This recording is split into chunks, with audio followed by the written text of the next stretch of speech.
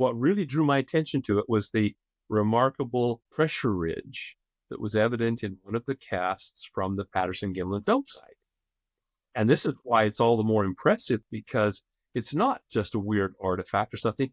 You can actually see the midfoot flexibility across the transverse tarsal. Well, what I infer as the transverse tarsal joint. It's the only joint that really makes sense for this kind of mobility to exist.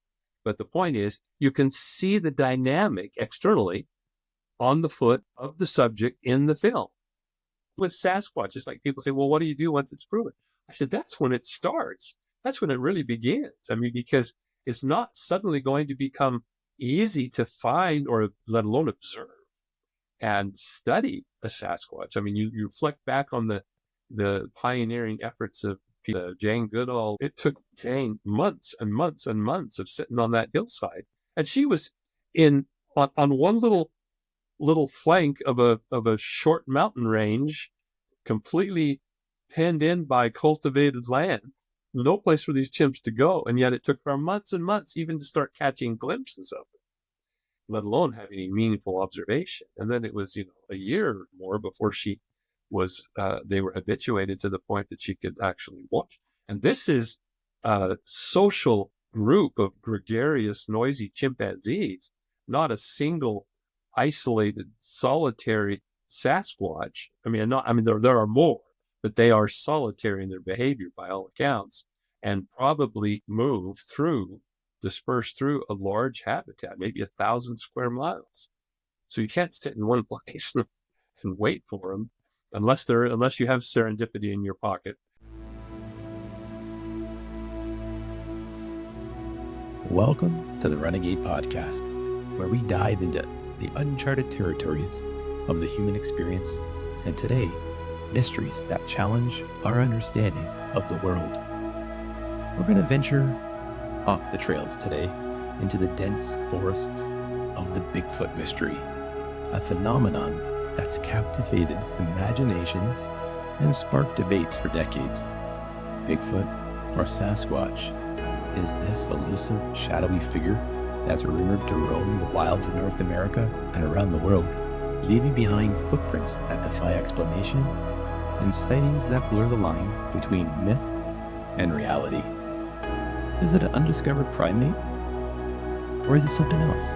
Perhaps a figment of our collective cultural lore? To help us navigate through this thicket of questions and theories, we have none other than Dr. Jeffrey Meldrum, a man who's dedicated his academic life to untangling the Sasquatch enigma. He's a full professor of anatomy and anthropology at Idaho State University, bringing a level of scholarly rigor to a topic often dismissed by the scientific community. His book, Sasquatch, Legend Meets Science, stands as a testament to his commitment to examining the evidence with both an open mind and a critical eye. Dr. Meldrum, thank you so much for joining us today on the Renegade Podcast. And Todd, we're going to go off the beaten path today just to find out if trail runners actually evolved from Sasquatch. Well, what can trail runners learn from Bigfoot? I wonder what kind of a trail runner Bigfoot is. Is he the original trail runner, or she the original trail runner, Mark? And does he or she actually run, or is it just a saunter all the time? Just walking through. One of my questions I really want to ask is there evidence, with, cadence or gait in the prints that have been found of Sasquatch running? Or is it is it a regular walk along the path and off the path? Well, if Sasquatch is a trail runner, maybe they are power hiking. Because, trail runners, we don't like to run too fast. We like to power hike a little bit. But maybe there's a gait or some sort of, I don't know. Remember Lawrence was talking about the shape of running with the flow rope? Maybe Sasquatch does the flow rope. What kind or what flavor of gels do you think Sasquatch would enjoy if presented with gels? Maple syrup? I'm thinking maple syrup flavor. That's the first thing that comes to mind. I'd say something Something along those lines. Maple syrup, maybe something a little more pungent. The cool thing about Sasquatch, though, is like there's Bigfoot in North America, right? Oh, sorry, in like more like the Northwest. And then there's something called the skunk ape down in the Ohio, Florida region, Yeti. And I think that roams the Switzerland Alps, right? The Yeti. The reason I know this, my sister had an exchange student when she was in high school from That was a Yeti? And I was probably, it was a Yeti. Monique, if you're listening, no, not at all. But I remember when she came over, I had a whole bunch of questions. I was like 11 at the time, and I just wanted to know all about Yeti. And she looked at me like I was out of this world. She's like, Yeti? So I've always been enamored with Bigfoot. And Mark knows this. I have a saying. Wouldn't the world be a better place if Bigfoot was real? Wouldn't it? And you also have another... I can't see it. You also have another saying of, why is the foot so important? You know what? Dr. Meldrum has over 300 foot castings. Right. So, remember we were talking about this earlier this week. The serendipity of life. Me muddling through these stupid foot questions. I've actually translated. We have a doctor of anthropology who has 300 foot castings. So maybe there's something that Sasquatch is doing to strengthen their foot. And then we could ask, why is the foot so important to the Sasquatch? Well, the unique thing, because Sasquatch is related to, on more on the primate side, its metatarsal is, hold on, let me make sure I'm getting my notes right here. We have a mid-tarsal break. So it has a hinge. So we got to figure out what that means. What's that mean? Is it like you know what? I'm not going to attempt to even go there right now before Dr. Meldrum joins us, but we'll leave that to the experts. We have that. There's dermal ridges that are very consistent. There's foot splay, toe splay, that comes into play here. Do you think the Bigfoot has toenails? Because trail runners usually lose our toenails when you stub a toe. Do they have nasty toenails? I don't know if Dr. Meldrum would know that. Well, I know, if only he was getting cast from the other side of the foot. Or maybe is it possible that if Bigfoot, Sasquatch, I guess it's interchangeable, is walking in we'll the have to ask him what is the proper terminology. Yeah, I mean, it's you don't want to insult anyone, right? We don't want to offend the Sasquatch. Oh, that's like we already have Tito on our backs. We don't need Sasquatch emailing in some hate mail. Well, I'm pretty sure the Sasquatch is Tito our spirit animal. Oh, okay. It's our spirit animal. It's got to be. Listen, the world's usually conspiring against us, Mark. We need something supernatural to help us, nudge us along the trail. That's what I'm going with. I agree. I mean, there was something about, when I was a kid watching Harry and the Hendersons, and that I just felt that Harry was so relatable. And somebody that I just wanted to get to know. And I feel that tonight we're going to get that much closer to Harry. Or Harriet. Whatever their name is. Tonight, I am going to enjoy an athletic light. It's been a busy week. I've been traveling a lot, eating out. I like the 5 grams of carbs and only 25 calories. So tonight, athletic light. And for me, I'm just, continuing to enjoy the case that I have right now. We are, if you can guess it, hanging out again, or we're saying hello again to the freeway. Whether you're a thirsty Sasquatch on the trail or a 40-year-old dad sipping on an ale, there's an athletic brew for you. This is an IPA, though. Athletic light. Bigfoot, this is for you. Cheers. Cheers, Bigfoot. Thank you very much. We're so excited to talk to you. And venture off the trail a little bit. We do a lot of running and trail running podcasts with human endurance and trying to understand the human connection with running and trail running. And you know what? We're big Sasquatch, Bigfoot enthusiasts. We were just talking about it in the show. Even when we were little kids, getting that first book of the library about the mysteries of the world, the Loch Ness Monster, the Bigfoot, the Yeti. We were laughing about it earlier. Dr. Meldrum, we're so happy to have you here. And I just am amazed that you've been able to make a life studying Sasquatch and the phenomena around Sasquatch. So, very first question to kind of get things rolling so our listeners can understand, what drew you in? Was it that very first, it's a Patterson-Gimlin video, correct? I believe I got the name correct there, but was it the video that pulled you in at an early age? Was it the legend? How did you first get pulled in and then end up making a life of studying Sasquatch? Well, my first exposure to, my first introduction to the topic of Sasquatch, or Bigfoot, as it was referred to more commonly in the U.S. then, was, as you mentioned, the Patterson-Gimlin film.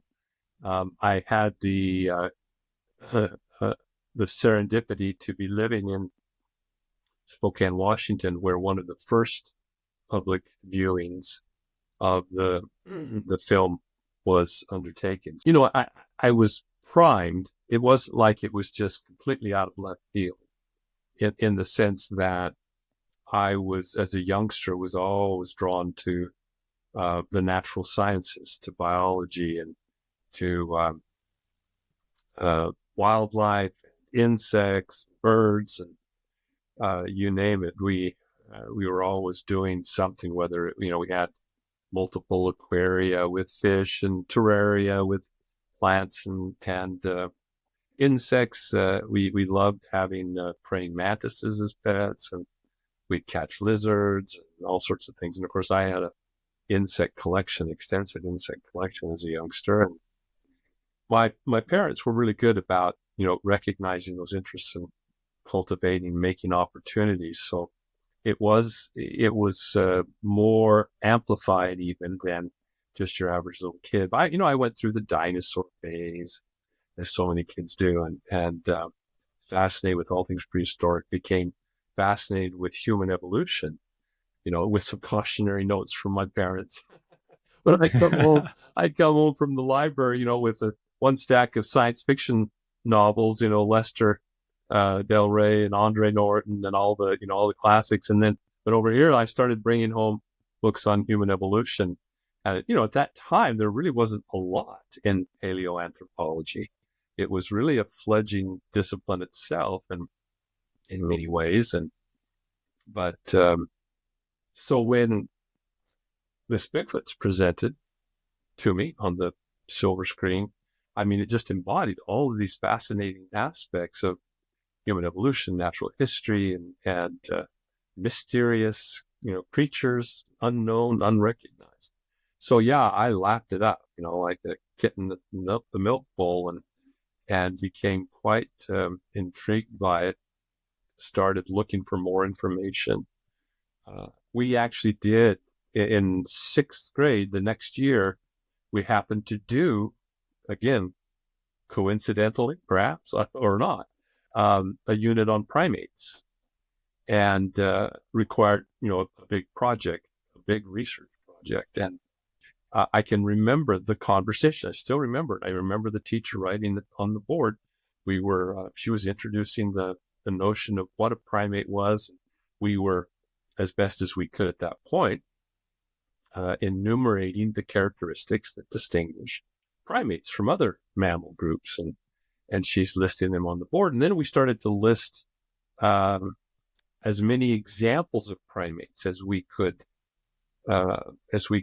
bring to mind at that point. She was trying to push the envelope, to realize that there's apes, and there's monkeys, and there's lemurs and lorises and gallicos. It's quite a varied and diverse order of mammals.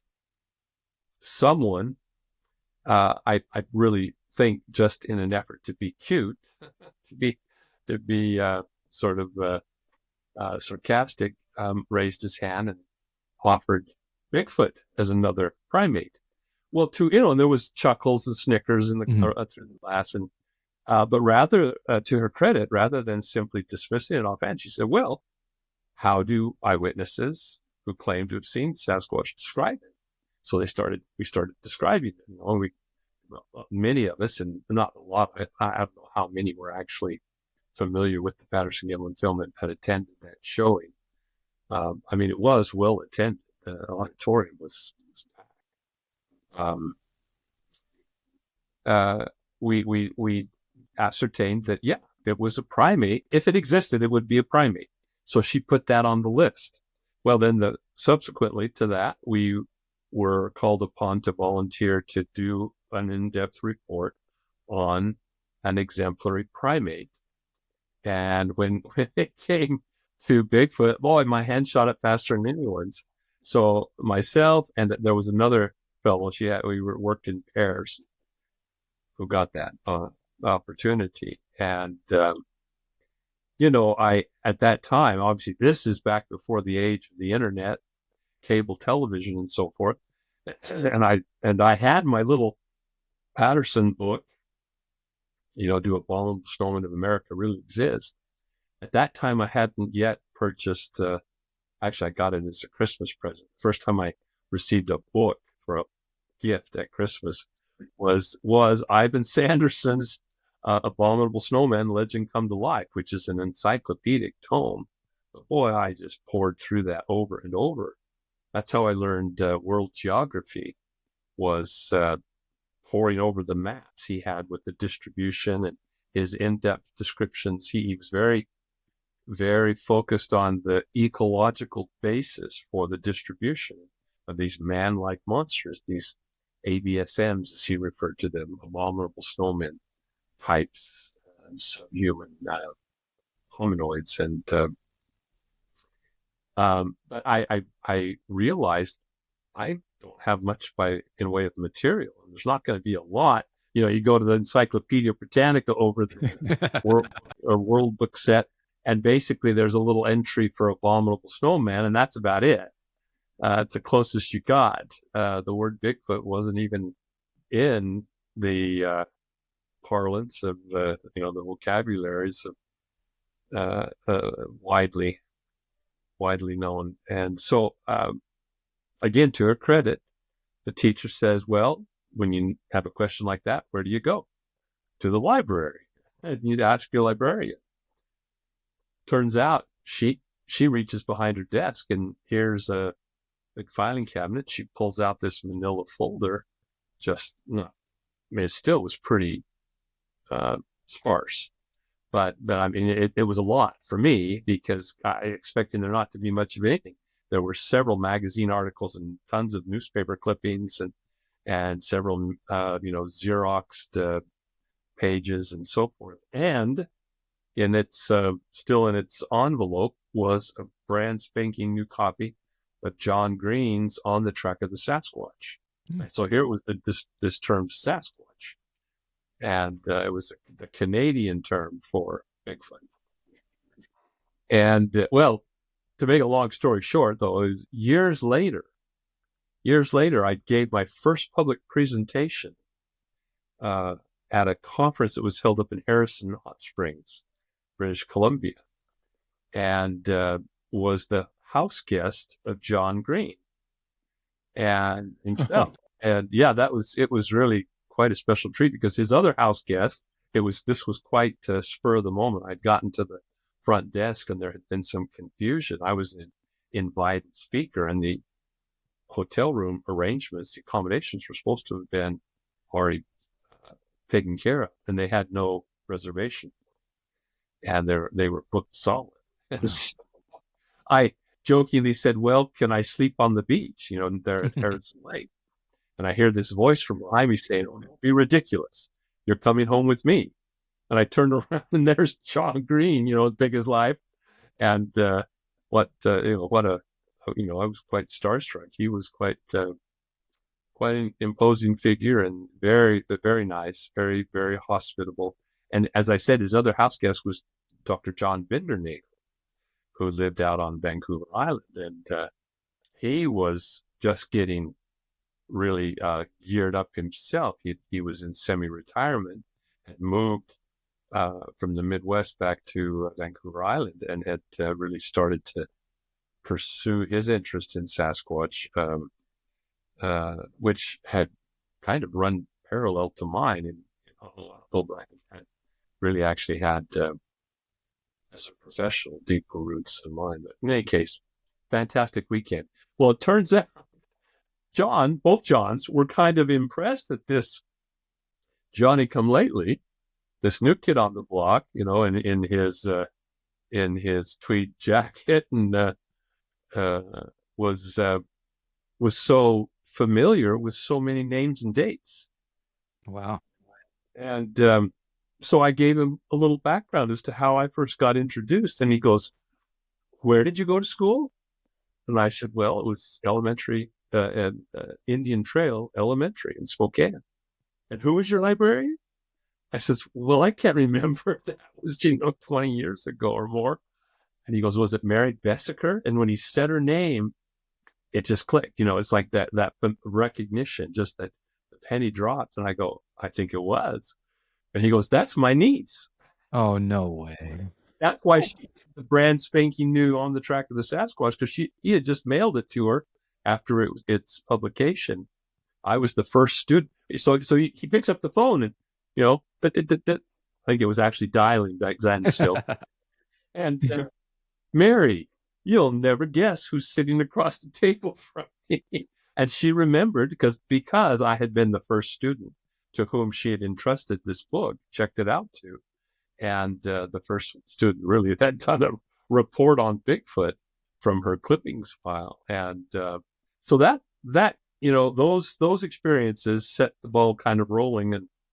And of course, there was a lot of history and lore in the Pacific Northwest that even predated the Patterson-Gimlin film, although that really brought it to the fore of the public attention, public mind. I mean, because it got coverage in Reader's Digest and International Wildlife Magazine and Argosy, and Life almost carried it and then balked at the last minute. And that's when it got picked up by some of the other titles. But it was really fascinating. I remember there was one of the other high points was the discovery of these remarkably clear, but one being rather deformed footprints, the cripple foot, up at Bosberg, which is straight north from Spokane towards the Canadian border. And so that made the news, and it was in some of the local news magazines and so on. I remember my dad brought home one of the other workers in his office had brought in a magazine that had a feature article about the Bosberg incident. And knowing my interest, this was back in the day when photocopy machines were rare, and there were just a few business offices maybe that have one, and you really weren't supposed to use it for personal thing. But he'd made a photocopy. You won't tell. Yeah, he made a photocopy of that article for me,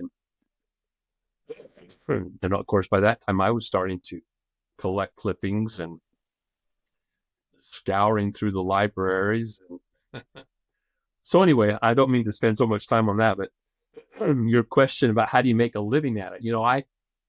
I've had people ask me that, and the point was I didn't.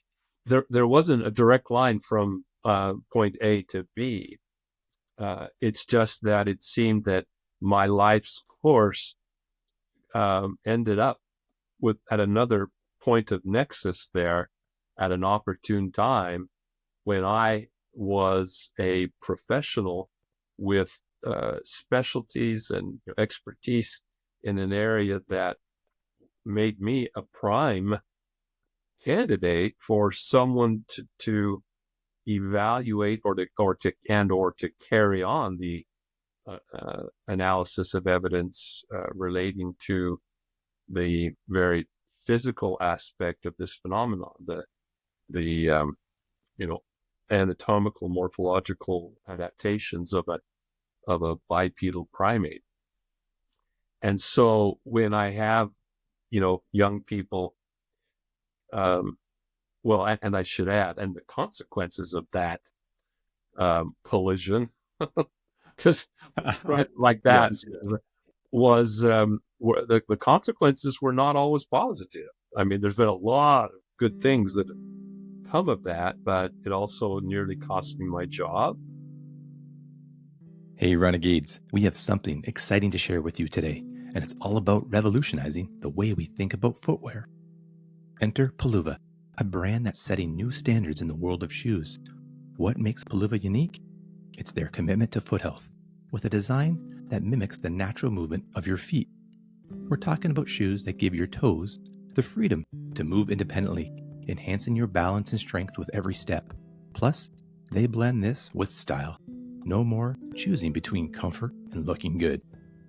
If you're looking to develop stronger, healthier feet, Peluva stands out for its zero-drop design, promoting a natural posture. Check out Peluva if you're ready to walk, run, or just stand in a way that your body will thank you for. This isn't just a shoe, it's an upgrade to your daily life. Give your feet the comfort and style they deserve with Peluva. Myself, I've been trail running in the Peluva Strand ATRs. Lightweight, flexible, they really allow your feet to feel the trails. And my feet always feel great after a trail run. We're stoked to have Peluva sponsor our podcast. And as a special offer, you can use the code RUNEGADE for 15% off your order. That's RUNEGADE, and you'll get 15% off your order. We thank Peluva for being a friend of the podcast. Check them out at peluva.com. Your feet will thank you. It has created such polarization of attitudes towards me and my academic research amongst my own colleagues and here in the department and abroad across the discipline. That people often ask me, if you had to do it over again, would you? And I pause for a minute and reconsider it. And no, I wouldn't do it differently. I mean, I think because the positives on the other side of all those negatives were just amazing. I mean, the opportunities I've had to travel and to investigate and to spend time in the field and have firsthand experiences are just priceless.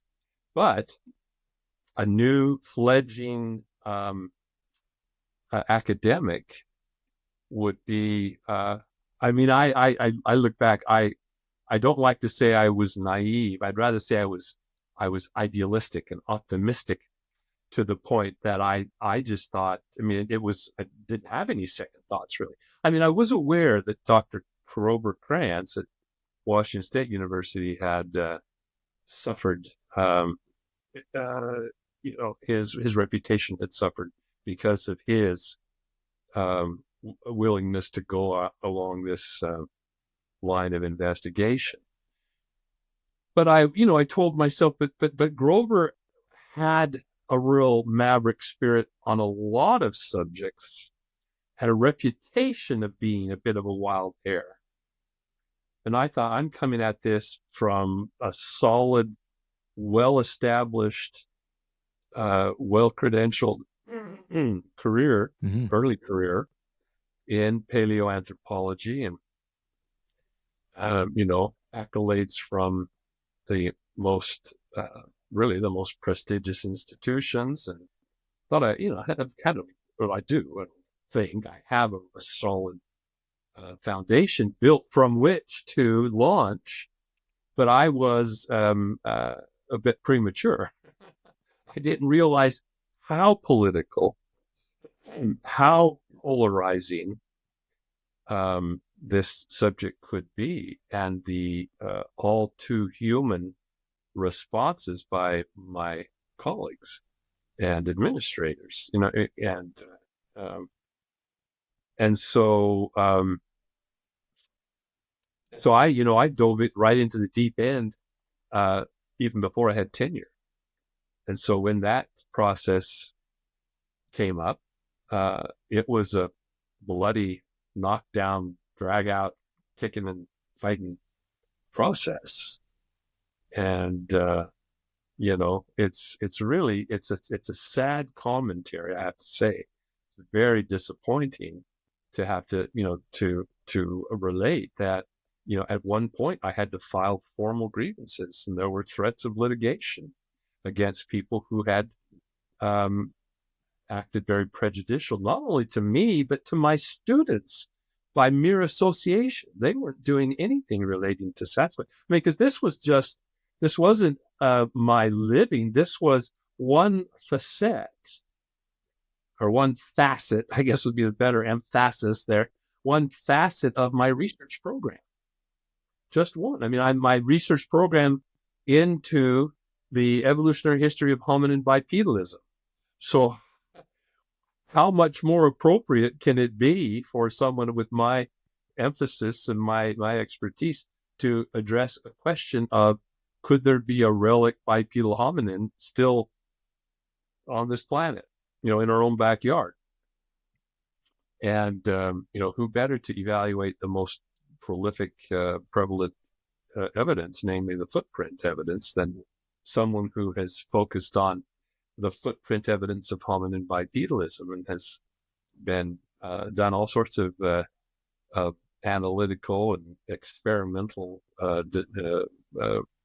research on that aspect. So I tell young academics that I recommend to them to keep their interests close to the vest, keep their shoulder to the wheel, their nose to the grindstone, and eye on the ball, and get well established in a discipline that puts them in a position where they can make a significant contribution, where they can push the frontier of understanding in this of this subject matter, whether it's tracking, whether it's hair analysis, whether it's paleontology, whether it's wildlife biology, just all the different things, bioacoustics, molecular biology, DNA analysis. And once you've got yourself established and you have a reputation and you have made significant contributions and you have a publication record and you have tenure, then go for it. Go for it. And so, I think I'm reaching that point where, like Dr. Krantz before me, who had a great deal of anxiety about what's going to happen especially when he was diagnosed with cancer, and the his remaining time was quite limited. Again, the fortuitous, the serendipity of that collision, that nexus occurring right when it did, such that there was a pretty smooth handoff of the baton, the torch, the whatever. And, now it's my turn to have that anxiousness, and I don't see anyone really. There's a few young academics, and there's been a couple that have, expressed passing interest in this subject matter, who are poised to, within a few years, to be in a position where they might. But I didn't even, when I say jump into the deep end, I mean I was involved, but it was just a fraction of what I did on a daily basis. So with my teaching and writing and research and so forth, all the things that academics are busy with, it now has taken on a much greater, as my career is kind of winding up, and I'm trying to tie up as many loose ends, and I'm doing much more time-consuming work, like writing books and traveling and doing presentations and doing academic outreach and doing things like this on a very regular basis. It does occupy much more of my time. And so I guess to people looking at me now, I'm the Bigfoot guy, and that's all. That's still renowned, though, around the world. Yeah. And I think one of the last figures I heard was that you had over 300 castings? Has that grown? Is that continuing to grow or grow? Well, And not so much. For one thing, because I'm less aggressive about accumulating more, because I'm now in the mode where we've actually digitized. I have, in digital form 3D scans of a significant, almost 2/3 of those specimens. It did continue to grow because it actually in the fact of the matter was that because of his notoriety, Cliff Barrickman had become something of a lightning rod for footprint evidence, and even eclipsing my renowned reputation in some respects, and which is fine. He was always very, and as our relationship grew, he was always very generous in sharing the things that came to his attention. And I tried to reciprocate as much as I could, especially when he was putting the museum together. But now I have to tell him, no, don't send me any more. Just send me pictures. Just no more. I've got a whole wall with shelves that are just stacked with things that he has given me that I still have not really adequately cataloged and studied and looked at carefully myself. And so, but it's important and significant. And, I always appreciated Dr.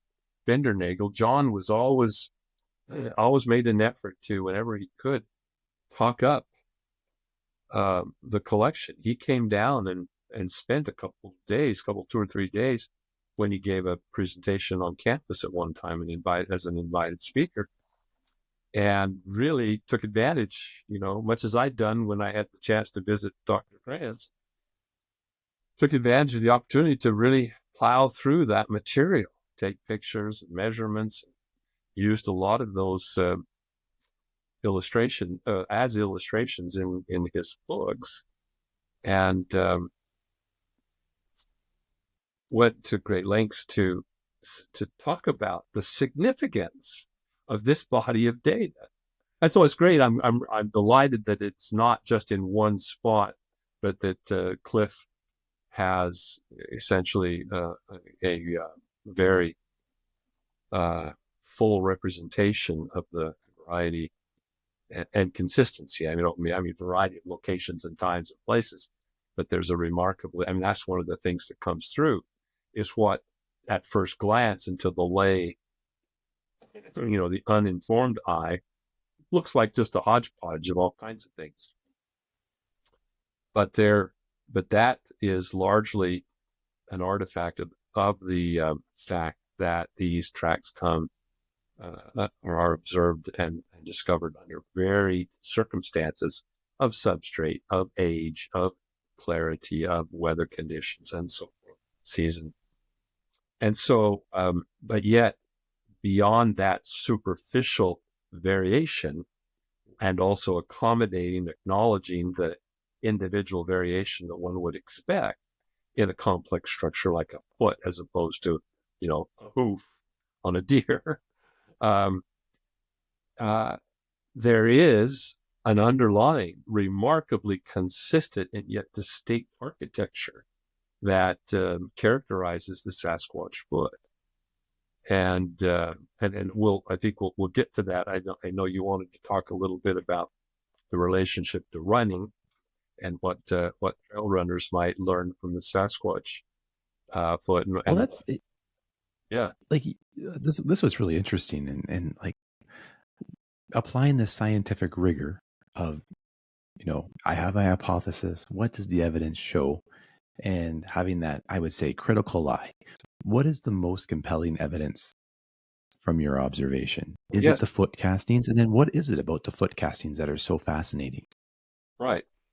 Well, certainly from my perspective as an expert in that area, I mean, the expertise lends even more significance to what I'm observing, the discernment that goes with that. So to someone, some people, they even some of my colleagues, I at one time was challenged by an anthropology faculty member because I have an adjunct position in the anthro department as well as the biology department, and occasionally teach courses there. And I had included lectures on this subject matter. I mean, when I would teach survey of living primates, we'd have a lecture on the possibility of relic hominoids. When I was teaching human evolution, we would talk about the possible link to some of these early hominids like Paranthropus potentially.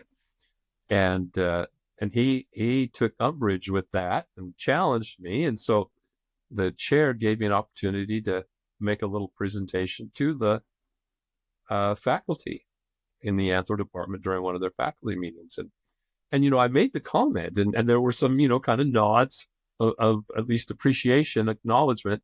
I said, I know some people think that I'm up there collecting footprints like some stamp collector, but here's what we're doing. And I went through the different analyses and the different collaborative projects with latent fingerprint examiners and with, all the things that I've done with some of the paleoanthropologists like Tim White at Berkeley, who had the best documentation of the Laetoli footprint trackway, and in his interest, and just went down the line. And I go, and the chair sat there shaking his head and said, I had no idea. I had no idea of the diversity of research, the scope of the research that you were subjecting these to. And he goes, this would be a great senior seminar. At that point, the guy who had raised the complaint got up and walked out of the room, literally. Because his attempt to embarrass me and to discredit me in front of his colleagues was just completely backfired. So yeah, it's the composite footprint evidence. I mean, because if you're going to dismiss all this as purely fake, and it's easy to take a very reductionist approach and atomize the whole phenomenon, and then pick at each individual little thing in isolation. But when you see this panorama of the consistency, if you're going to dismiss this all as simply a hoax, then you've got to account for these remarkable footprints that really defy explanation as just having been produced by some crudely carved wooden stompers attached to some hiking boots. Even more sophisticated attempts by some of the diehard ideological skeptics have just fallen so short. It's ridiculous. I mean, it's attempts to try to discredit my interpretation of the mid-tarsal break.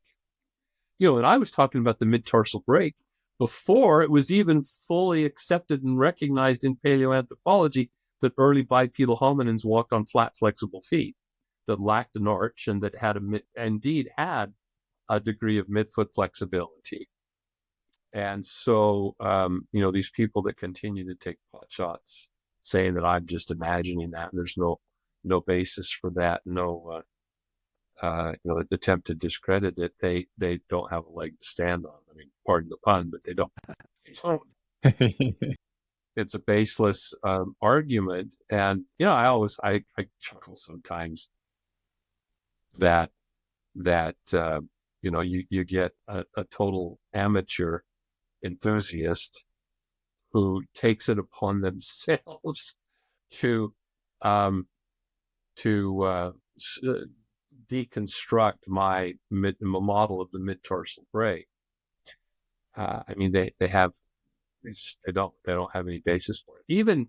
I've even had some run-ins with clinicians, podiatrists, or usually it's a podiatrist. I don't think I've ever had an issue with a real orthopedic surgeon. It's a bit more sophisticated understanding, I think, of the internal anatomy, but maybe that's unfair. I should be careful. From personal experience, those examples that I have interacted with, and this one in particular, it was so obvious that he had these blunders on it. And all he could see, all he could comprehend was human form and function. Mm. Anything that deviated from human form and function just didn't make any sense to him. So when he would say, my description of the mid-tarsal break, he was making equivalents to some pathological conditions in human foot function, like a Lisfranc fracture, which is literally a derangement of the joints and or fracturing of the bones in the midfoot. And he goes, that's an extremely debilitating condition. You can't even walk. And I said, have you ever seen a chimpanzee walk or run or climb? I said, they have a mid-tarsal break. They have a flat, flexible foot, and they're quite capable. And that's the normal anatomy for them. We're not talking about pathologies. We're not talking about a bunch of dysfunctional Sasquatch, walking around on deformed or injured feet. And he just could not see that. He could not get past that. And so it was just, I went through, he wrote a rebuttal of my writings, and particularly the ichnotaxonomy that kind of lays out the diagnosis and description of the distinctions of the Sasquatch foot. And so I wrote a rebut, and because a conversation with him wasn't getting anywhere. And there were several people that were, that were antagonistic towards me, that were elevating his remarks with undue credulity. And so, I just took it apart, and that's been published. I think it was actually published in the Bigfoot Times. Anyway, don't need to get into all the personalities. Well, the coronation, like one thing that's always come to my mind, and Mark and I were talking about this, would be obviously there's going to be fakes and hoaxes in the world. Mhm. Well, sure. But the ones that are legit, if that was actually coordinated, how complicated of an operation someone would actually need to run to do this, and why would they pick that topic of all the topics in the world? Like that's very niche. They're just trying to trick Dr. Meldrum. That's what they're trying to do. And the world. And the world. It predates me because that's just it. See, as I became, what really drew my attention to it was the remarkable pressure ridge that was evident in one of the casts from the Patterson-Gimlin film site. And this is why it's all the more impressive, because it's not just a weird artifact or something. You can actually see the midfoot flexibility across the transverse tarsal. Well, what I infer is the transverse tarsal joint. It's the only joint that really makes sense for this kind of mobility to exist. But the point is, you can see the dynamic externally on the foot of the subject in the film, leaving those footprints. And so, but then, and it's not just in isolation, but my point was that there are examples that predate even that. For example, there's this picture of the bespectacled, crew cut construction worker, Jerry Crew, holding the first footprint cast that was documented in North America, or in the United States. There presumably was one that was cast up in BC a decade earlier, but it didn't survive. It didn't. Is no longer in existence. But the point is, the widely disseminated picture of this footprint cast was taken by a newspaper photographer back in the days. Remember those? You probably don't. Remember those flash bulbs? Yes. The big bellows. It probably was a camera like that, and those flashes were so stark that it makes everything look flat. You can see the real strong black shadow against the wall in the back. But he's holding this cast, and so the cast looks absolutely flat as a board, right? The carved wooden foot. Well, I had the privilege of examining the original cast. now in the possession of Jerry Crew's son, John, who lived in Portland. Cliff Berrickman had also seen it and examined it. He was nice enough to actually let me, upon request. He had it in a shadow box, wired into a shadow box along with the newspaper clipping and so forth. He let me carefully unwire it and take it out, set it on the tabletop so I could photograph it from all different angles. Didn't have a 3D scanner at that time. But the thing was, coming down to the side and looking, it's not flat as a board. It has a pressure ridge, just like the titmus cat, quite as deep, but it has in exactly the same spot and orientation, position and orientation on the anatomy lines up perfectly. Who'd have guessed?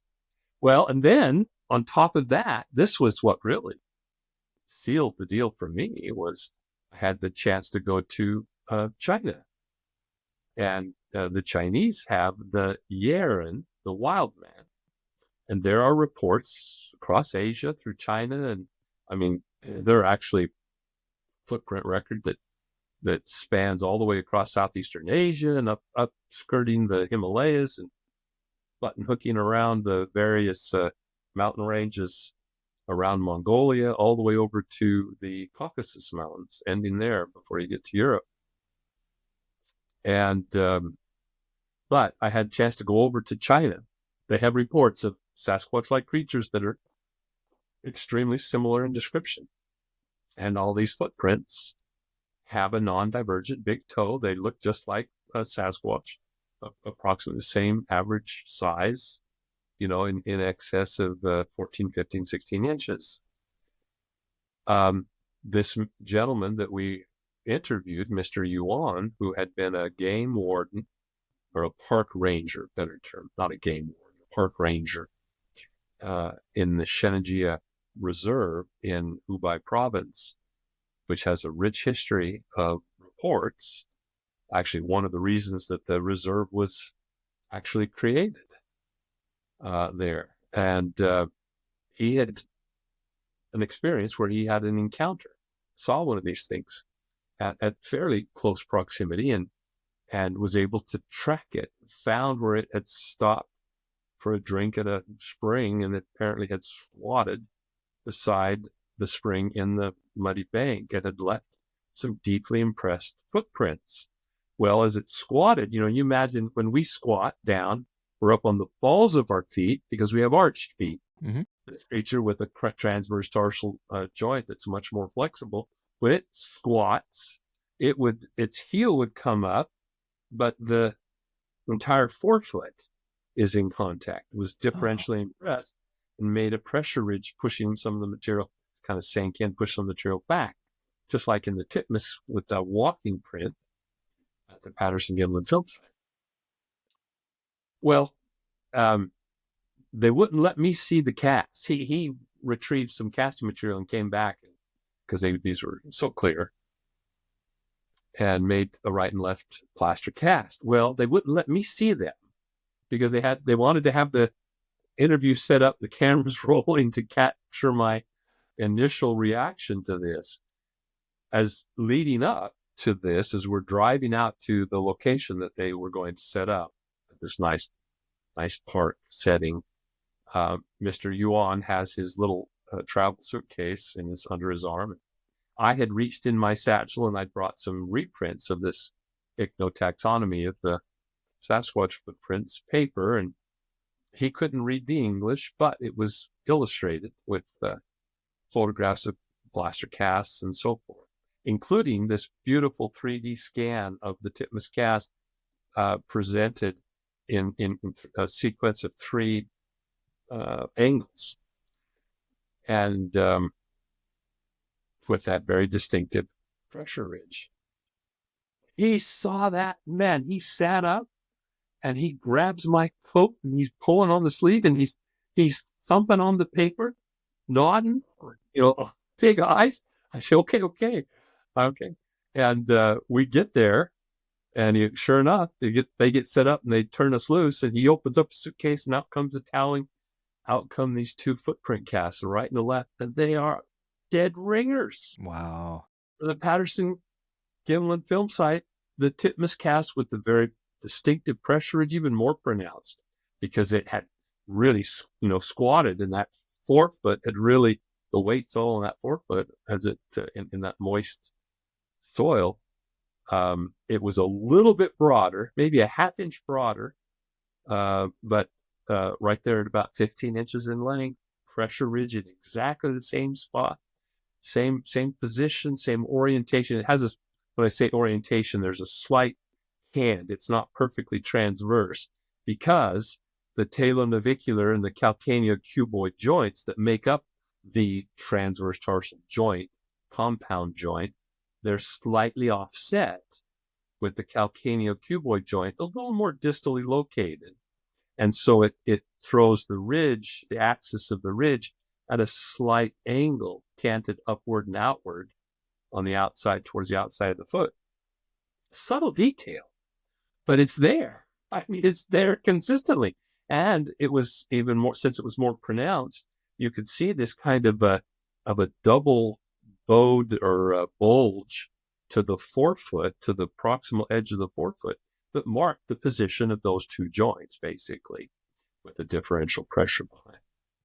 And so looking at that, I looked back at the titmus, and yeah, sure enough, it's just more subtle. Hadn't really drawn attention to it, but there it was.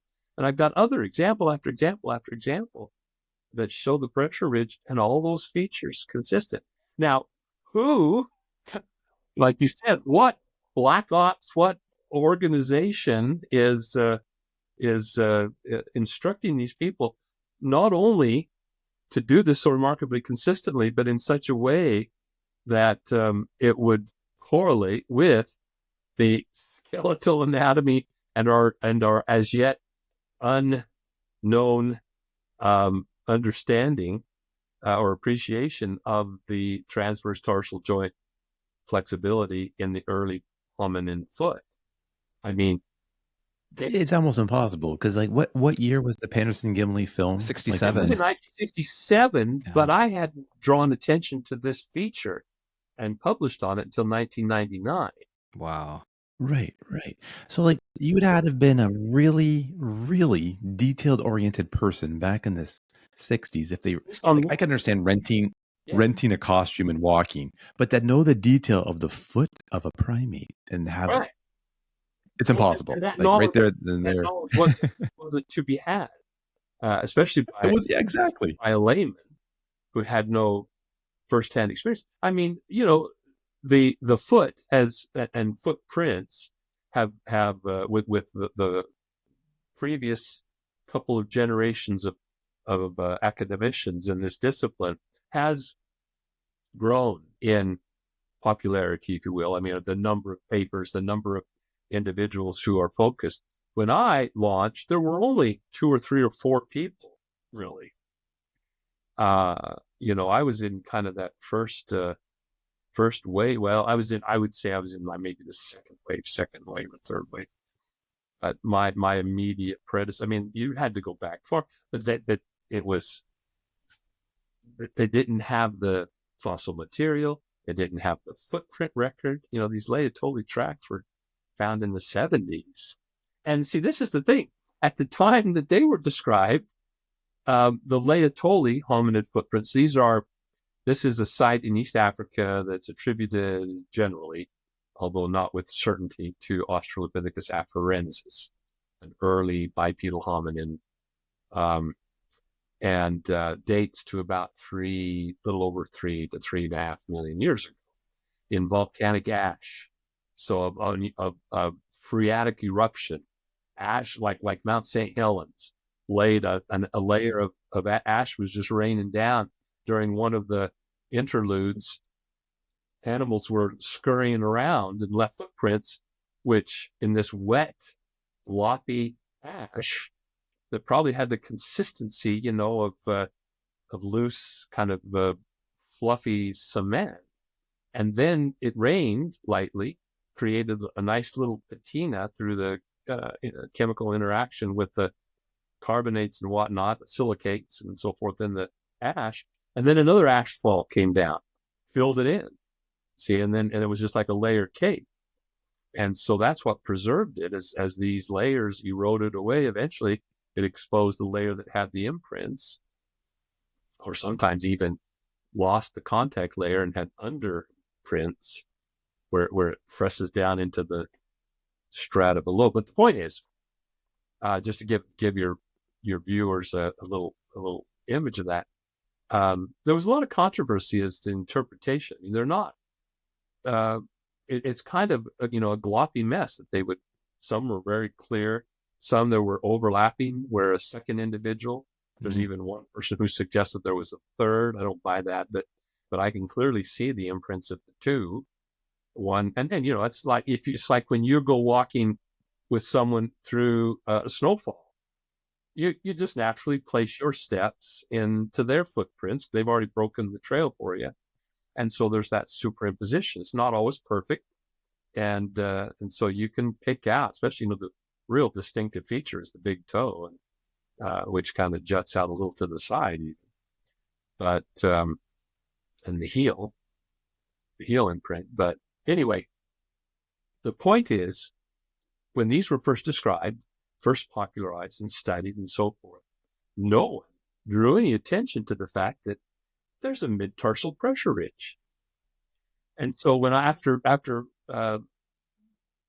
discovering this in the Sasquatch tract, I thought, well, maybe this is something that really distinguishes Sasquatch from these early hominids. And that way we can distinguish them. Because if these first hominids, as these people were saying, were walking essentially on arched feet from 3 to 7 million years ago forward, then Sasquatch clearly had to have diverged before the emergence of the arched foot. Probably evolved bipedalism absolutely independently, convergently, from a more ape-like ancestor like Gigantopithecus. Something like that. Well, then I started looking more closely, and I thought, oh, wait a minute, that looks like pressure ridge. And here's another one. It looks like, and so there were multiple trackways or footprints in the trackway that had what looked like a pressure ridge. There were a pair of researchers who had done a reconstruction of the foot skeleton using kind of a mosaic approach. It was pretty good. There were some challenges because they borrowed specimens from even more advanced, like Homo habilis. But anyway, they had published a photograph, actually a stereo photograph of the footprint with their reconstructed skeleton superimposed to show kind of like a Cinderella experiment. Does the slipper fit or not? Mm-hmm. Well, it's interesting because when you look, guess what? Right in front of the pressure ridge is their reconstructed location of the transverse tarsal joint. Lined up perfectly.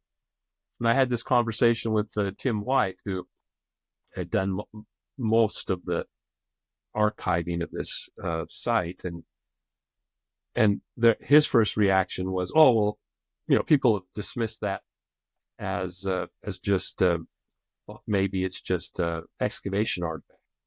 I says, "Well, no, look at this. I mean, you can see there are and the real kicker was he had some fiberglass replicas of several tracks that had never been published, and instead of just a simple ridge, the substrate was wet enough that it pumped up and then extruded, and there was an extrusion front that had a rounded lip like you would get from squeezing mud, not a fracture from a hammer and chisel.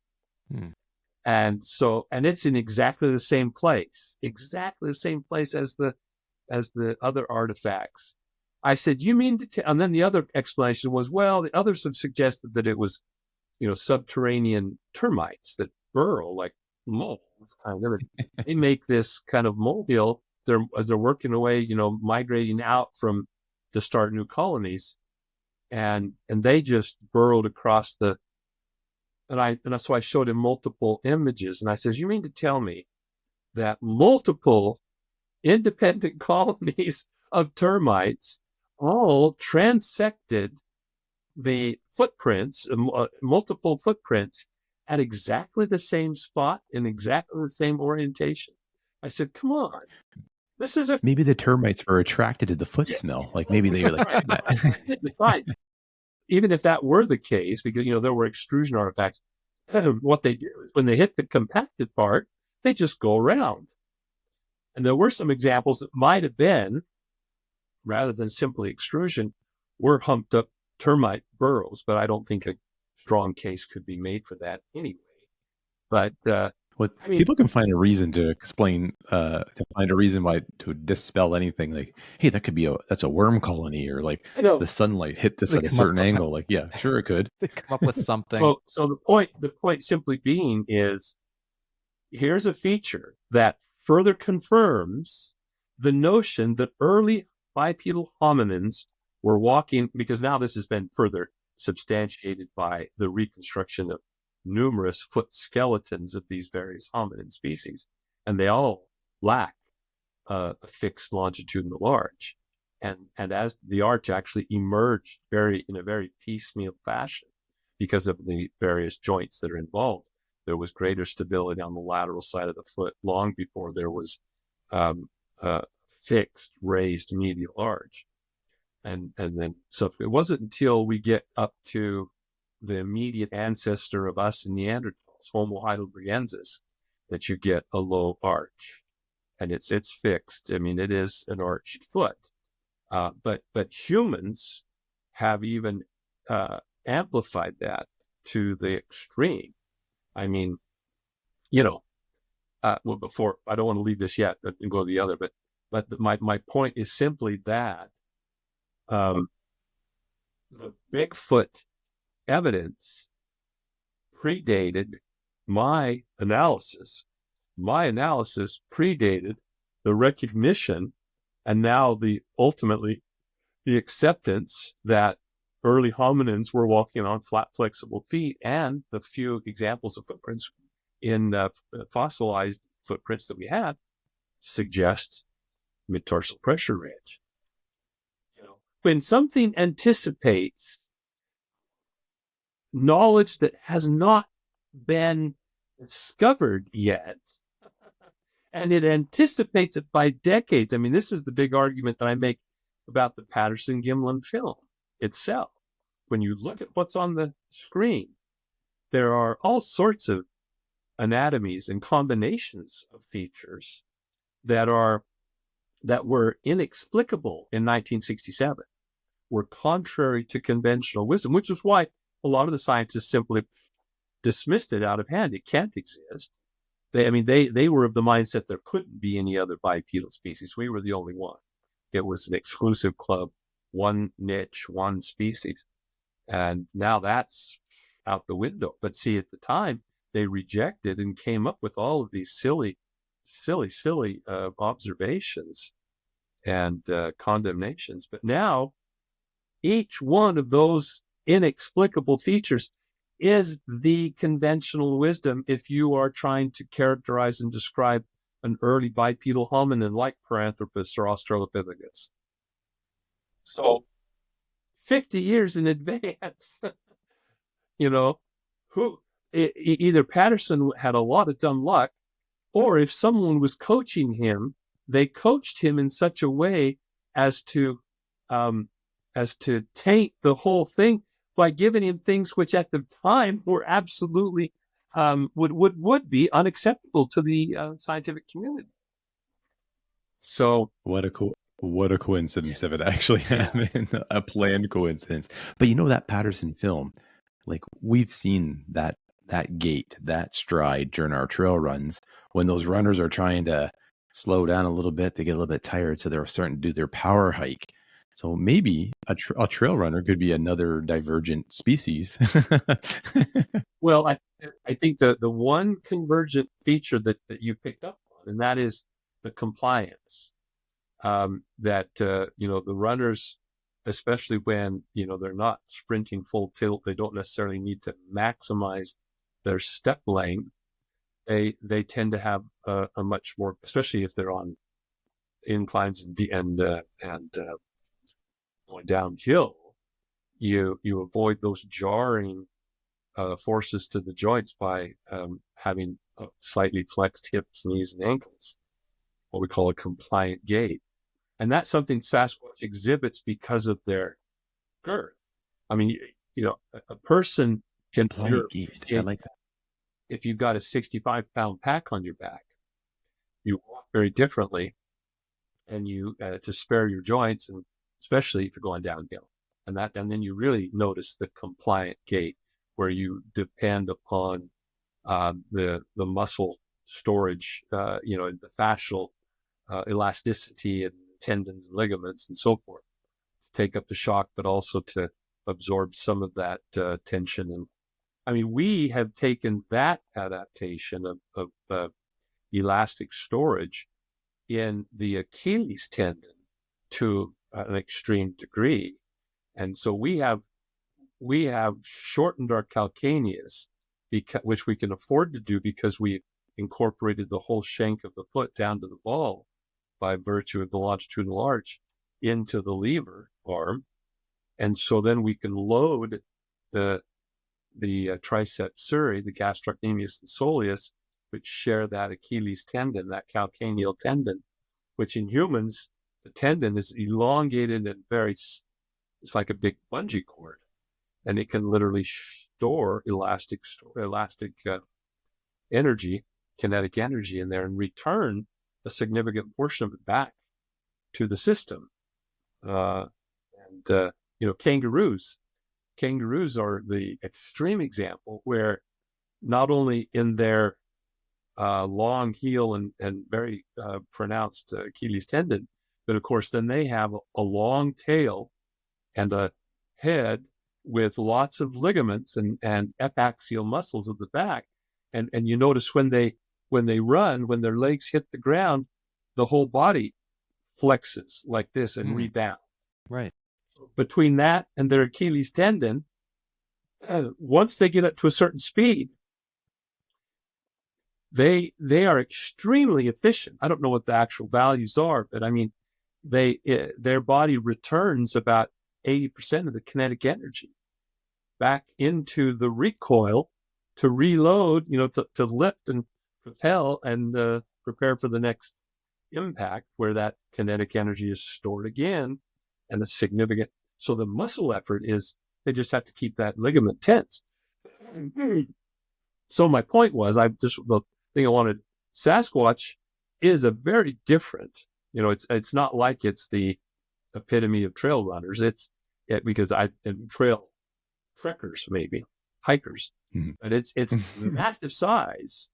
You'd look at that Patterson-Gimlin film subject. She's just under 7 foot, probably between 6'8" and 7 foot, but weighs in excess of 700 pounds, which I determined based on modeling the volume given her dimensions, as using the 15-inch footprint as a scale. Modeling her volume, we know the density, the average density of composite tissue in at least a human body, 700 pounds. It's hard to imagine, but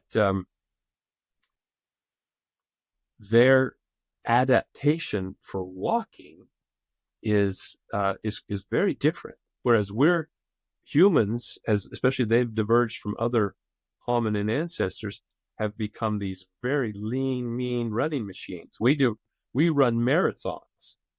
Sasquatch could walk probably that far, but not run. They just have the capacity, I think. I mean, they could run, even a gorilla or a chimp can display an impressive bursts of speed, but they're not running marathons. They don't have the adaptations for endurance that humans have come up with much later in the game. So it's a fascinating contrast. Again, it's the Sasquatch are not just hairy, upscaled versions of a human. Their footprints are not just enlarged facsimiles of a human foot. They show all the distinctions of adaptation and locomotor behavior as described by witnesses and, in those films that might be authentic. A very heavy, endomorphic body form that is powerful but really adapted for climbing up hillsides, walking up hillsides, up mountainsides, and traversing and so forth, as opposed to long distance running over the flat, which is the human niche. I think it's amazing that you anticipate all my questions as we're going through. I'm like, okay, I'm going to ask about, is it stamina, is it endurance, or is it sprinting? I don't think it's any of those. But so what we know is, well, you have publications out there. 2006 was your book titled Yes, yeah, Sasquatch Legend Meets Science. Thank you. And I understand that we're anticipating a second, if it hasn't been released already, very soon. Yeah, we're a ways off. Doug Hychek, who produced the documentary Sasquatch Legend Meets Science, has undertaken filming for a second installment, a sequel. Hopefully, this one, his ambition is to have perhaps like as much as a 6-hour miniseries that'll be streamed on some medium. I'm not sure. He doesn't have that worked out yet. It gives him more creative flexibility if he can produce it wholly himself before any contractual obligation. Right. So I mean, it's a little dodgier, but he can navigate that. And so I'm writing the companion volume. Obviously, I had some hiccups in my timeline because of some medical emergency that nearly brought me to the edge, nearly punched my ticket. And so I had a big gap and fell behind schedule, made a lot of progress last summer. Busy fall semester kind of kept me away from it. And I'm on a lighter workload too as a result of all that transpired, but getting better. Well, we're glad to hear that you're getting better. And so close to a 20-year then follow-up then to the original, which is timely though, right? I mean, there's a lot of new evidence, I understand. Right. I think and even more developed perspective. I mean, I think we're still struggling with some of the same challenges to getting like for example, definitive DNA analysis. But I think we've gotten more voices. We have more expertise brought to bear, and I think there's a lot that can be added, even if it just was an expanded second edition of Sasquatch Legend Meets Science 1, but it's going to have much more than that. So we eagerly anticipate that. And so just to tie in running in another question quickly, we want to be respectful of your time. I know that we could have a multi-part series, I think, on this podcast as well. We still have so many questions for you, but we know that trail runners are out there running in remote locations all the time. So what would be a great tool or something that they can capture evidence if they happen to come across footprints or evidence of some nature? So to collect it in a meaningful way of something that, we don't want it to end up on a shelf for you. We want it to be meaningful that you can, incorporate it into your studies. But what do you think would be helpful for your studies if our friends that are out there running trails every day come across something interesting? Well, obviously, documentation is the key. And so pictures. And these days now, you don't have to schlep around 10 pounds of plaster and a gallon jug of water. You've got the pro versions of the phone, which I still need to upgrade to. I decided instead it would have been more expensive to upgrade my phone than it will be to go out and just buy a pro tablet. They also have LiDAR. The LiDAR feature allows you to do 3D scanning. There's a free app that can be downloaded called Scaniverse, is the one that comes highly recommended. Scaniverse. And then you can just use your phone and make a remarkable 3D capture, photographic capture of a footprint in the ground. So that if you certainly are going to have your phone along with you. And then just be sure to take along with you a couple of little paper envelopes, little manila envelopes, and maybe a Ziploc bag, or two, and hair is best collected in a paper bag rather than Ziploc, because if there is the off chance of having some DNA analysis, the very rapid condensation in a Ziploc bag or plastic bag promotes mold growth, bacterial growth. So Good to know. yeah, but that's just it. Just some way to collect things, and then it's always best to, if you want to establish a contact with me, by email is the easiest way. But send me pictures or send me a description of what you have before sending things to me, especially when it comes to scat samples, for example. Well, I haven't thought about sending. Has that happened? You got to watch those trail runners, Dr. Jeff. People have sent you Sasquatch scat or claim to. I've kind of discouraged it. I'd say, because with scat, unless you're collecting it within literally hours, so unless it's still steaming and between 2 foot, the scat of an omnivore varies in texture and appearance with the last food. And so it varies, just like bear scat. So when bears in the spring are eating lots of greens, it looks almost like horse manure. When they start eating, they get into a carcass and are eating carrion, then their stool is very black and tarry. If it's August and September and the berries are ripe and they're loading up with sugar, then it looks like, berry cobbler. And so, but I have had, and it's the outer layer that's of interest, because as the feces is excreted, then mucosal cells from the intestinal lining, and particularly the anal canal, are sloughed off. And it's that cellular material that we're interested in. Otherwise, you just get lots and lots of DNA from the various endoparasites and plant items and bits and pieces of other things that are not digested and not very useful. But I just, on a funny note, one day got a call from the secretary downstairs. It was in August, hot summer weather. She says, "Dr. Meldrum, there's a package for you." And it's dripping. They had frozen it. They had frozen the scat, but they stuck it just in a cardboard box and shipped it by post. And so within a couple of days, it had bought out and gotten, it was one of those cobbler. Oh, that's one of those cobbler scats. And, that's the thing is, on appearance alone, even size, you really can't differentiate it from bear.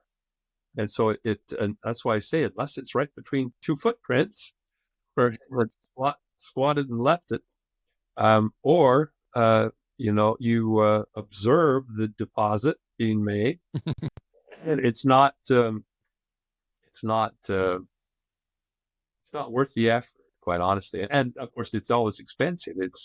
It's not like I'm not set up in the lab, nor do I have the reagents to do any kind of DNA analysis. Right. Hair samples I can stick under the microscope and at least evaluate them based on their morphology quite readily. And we can very easily eliminate those specimens that are unlikely to be attributable to Sasquatch. I mean, Sasquatch is a primate.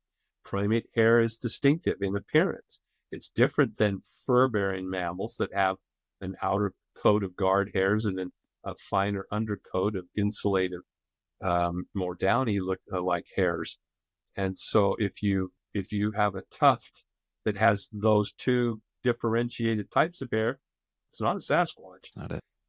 And so it's going to look most like your own in texture and in the fact that the lack of a taper to the shaft, but about the diameter of your own hair, about 65 microns. We can stick it under, and we've got dozens now of samples that by appearance seem to fit what we think is. So we don't have, the definitive identification of hair is based on a comparison to a known sample. the lack of a known sample, all we can say is, well, it looks like a primate, and it differs from humans in a couple of ways. So it's a non-human primate collected in North America. Interesting. What might that be? And so, but unfortunately, one of the distinguishing characteristics is this lack of a cellular medulla, that central stripe down the hair shaft, where most of the DNA in a shaft without an active follicle is found. In the absence of that medulla, it's really challenging to get hair or DNA. And on those rare occasions when DNA has been gotten, and they only sample a little short sequence, what does it come back as? Human. It resembles human. Well, of course, because we are 99.9%, well, we're about 96 to 98% identical to chimps.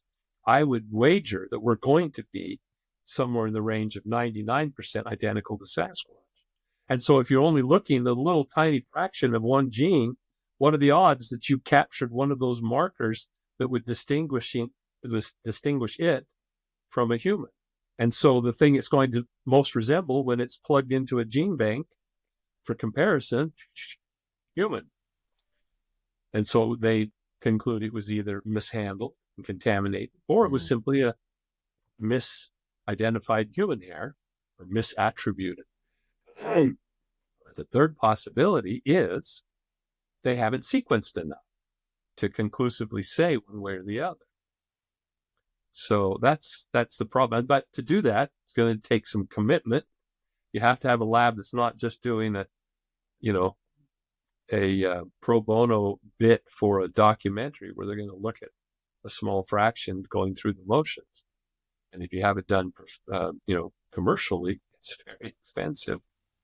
And so anyway, that's that. Another story. Well, Dr. Meldrum, I would say that the scientific approach, the critical eye, who you are investigating this, what I loved about this, and I know we're going to get you back home to your wife so you can have dinner. I don't want to keep you and get you in trouble. Yeah. But you touched on serendipity. And you know what's funny? We've had 30 episodes and we had some amazing guests like yourself come on. And what they all have in common is this one instance in their life that something talked to them and it set them on the path of who they are and who they became. And it's so amazing. There's something to it. And the mythical nature of the Sasquatch, maybe that's an element too of the serendipity. This was just, you were tuned into the universe at the right time and you heard it.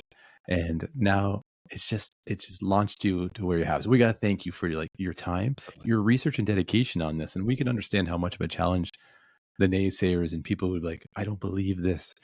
But, your personality and just talking to you here for an hour, you can tell that you're very educated and analytical and an open mind, but a critical eye too. And I think that's what's key to uncovering a mystery. And I just don't want to see the door slammed shut and there not be credible voices, and it doesn't have to be just one single individual. I would hope that there would be more that would join in the chorus, but that keeps the door open to consideration of the possibilities. It's when I get aggravated and frustrated, it's when inane arguments are made like it can't exist, therefore it doesn't, and it doesn't matter what evidence you think you have. I mean, that was verbatim stated to me by one particular academic, an anthropologist who had been responsible for the rejection of an invited paper summarizing the state of the science of Sasquatch. And if that is all that young people, if that's the impression young people take away of the scientific process, what a disservice that is to future generations. So yeah, you're right on. Isn't the scientific process really to explore and learn more Because if science gives a definitive answer, it's not fun. Right. But you're always uncovering Can't be. something new, Can't be. I mean, something new. Yeah. with Sasquatch, it's like people say, well, what do you do once it's proven? I said, that's when it starts. That's when it really begins. I mean, because it's not suddenly going to become easy to find or let alone observe and study a Sasquatch. I mean, you reflect back on the pioneering efforts of people, Leakey's ladies, Jane Goodall and Diane Fossey and Ruchi Talcott. I mean, it took Jane months and months and months of sitting on that hillside, and she was on one little flank of a short mountain range, completely penned in by cultivated land, no place for these chimps to go, and yet it took her months and months even to start catching glimpses of it, let alone having any meaningful observation. And then it was a year or more before they were habituated to the point that she could actually watch. And this is a social group of gregarious, noisy chimpanzees, not a single isolated, solitary Sasquatch. I mean, there are more, but they are solitary in their behavior by all accounts, and probably, I don't want to use the word migrate, but disperse through a large habitat, maybe 1,000 square miles. So you can't sit in one place and wait for them unless you have serendipity in your pocket. Right. That's the other. No. Well, can I offer that for any of the naysayers out there? If we do want to put an address out there to send the Sasquatch scat that they do have and want to send, we can we can send them over in that direction for you. All right. I'm just kidding. But truly, we do appreciate your time. We know you have such a busy schedule, and thank you for spending your time with us this evening. And for anybody that you said email, we can put that in the show notes too. If there's any kind of follow up or any questions or whatnot, or we can keep that aside too as well. But all I want to say is thank you so much for your time. We truly appreciate it, and we'd love to have you back on again. Maybe after you. Be glad to. This has been a fascinating conversation, Dr. Meldrum. It's like a life goal. Like we would never thought that we would be able to speak to yourself and just hear what we've been fascinated so much about. So, like Mark said, we thank you so much. We just scratched the surface too. That's the thing. There are just so many doors to open and peer inside and rummage around through. Thank you for listening to the Renegade Podcast, and we'd love to hear from you. Send us a note, runegadepodcast@gmail.com. That's RUNEGADE podcast@gmail.com. We'd appreciate a like and a subscribe. You can check out our YouTube channel, and you can follow us on Spotify and on Apple Podcasts. And remember, in a world of runners, be a renegade.